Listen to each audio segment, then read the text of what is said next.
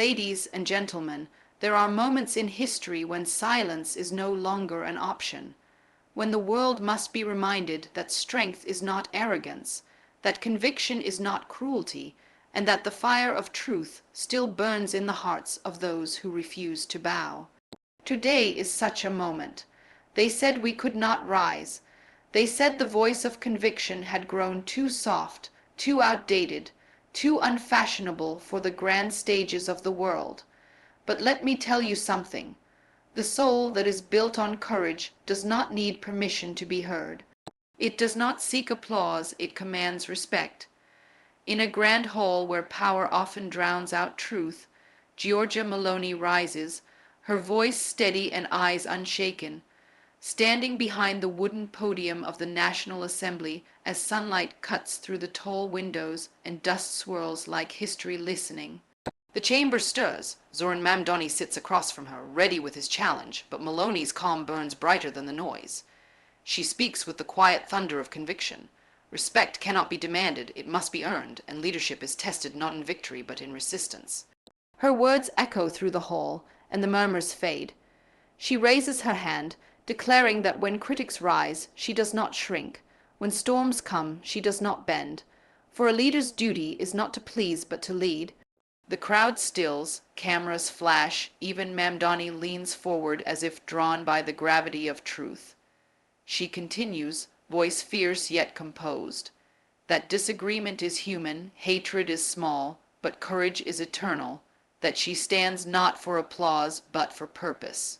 The opposition grows silent. Respect softens their faces, and applause breaks not from loyalty but from awakening. She turns toward Mamdani and says that leadership is not how loudly one speaks, but how deeply words live in those who listen. And for a moment even her rival nods, realizing that power built on dignity cannot be defeated. The light behind her grows warmer, casting a golden aura around her frame as if the chamber itself bows to conviction. She reminds them that she does not fight for power but for principle, that courage is standing alone and still standing proud. The sound that follows is not triumph but transformation, an applause heavy with understanding. Her tone softens. Someday these walls will forget names, but if one voice dares to lead with courage instead of fear, then her speech will not be in vain. The room holds its breath. History writes itself in the silence. Giorgia Meloni has not conquered a man or emotion, she has conquered doubt. She walks from the podium slowly, light following her steps, proof that leadership is not about beating others but rising above them, that dignity spoken once can echo forever, and that on this day in the National Assembly, Giorgia Meloni did not defeat Zohran Mamdani, she defeated fear itself. The applause slowly fades, replaced by an almost sacred quiet, as Giorgia Meloni rests her hands on the podium and lets her gaze travel across every seat, every banner, every silent critic. Her voice, now lower and steadier, carries a gravity that feels carved from truth itself. She says that nations do not fall when they lose elections. They fall when they lose conviction. Power, she tells them, is borrowed. Character is earned. She reminds the Assembly that no law can legislate courage, no motion can replace morality, and no opponent, no matter how fierce, can break a leader whose purpose is rooted in service. The chamber listens, breath held.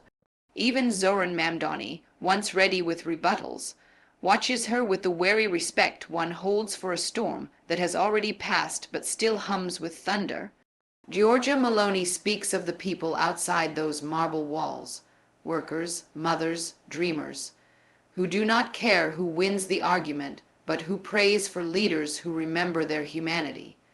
She tells them that victory is not measured by applause inside the hall, but by hope rekindled beyond its doors.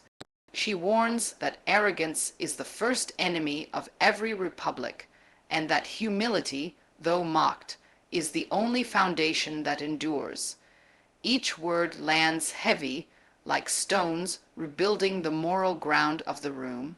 She looks toward Mamdani again, and says softly that she does not seek to humiliate but to illuminate, that disagreement should sharpen ideas, not destroy dignity.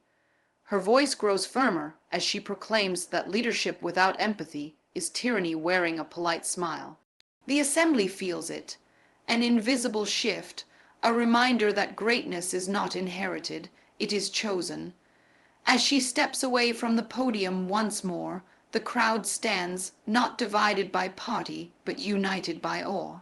Cameras capture her silhouette against the amber light streaming from the tall windows, a symbol of resilience, of a leader who turned confrontation into communion. Outside, journalists rush to broadcast her words.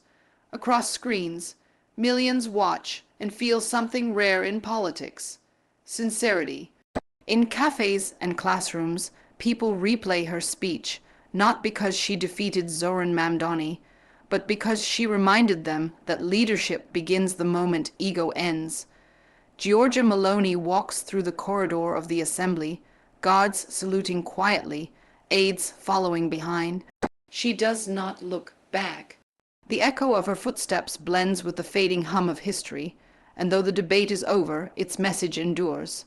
That power commands obedience, but character commands legacy, and that on this day, under the vaulted ceilings of the National Assembly, Giorgia Meloni proved that true victory is not to stand above others, but to stand for them.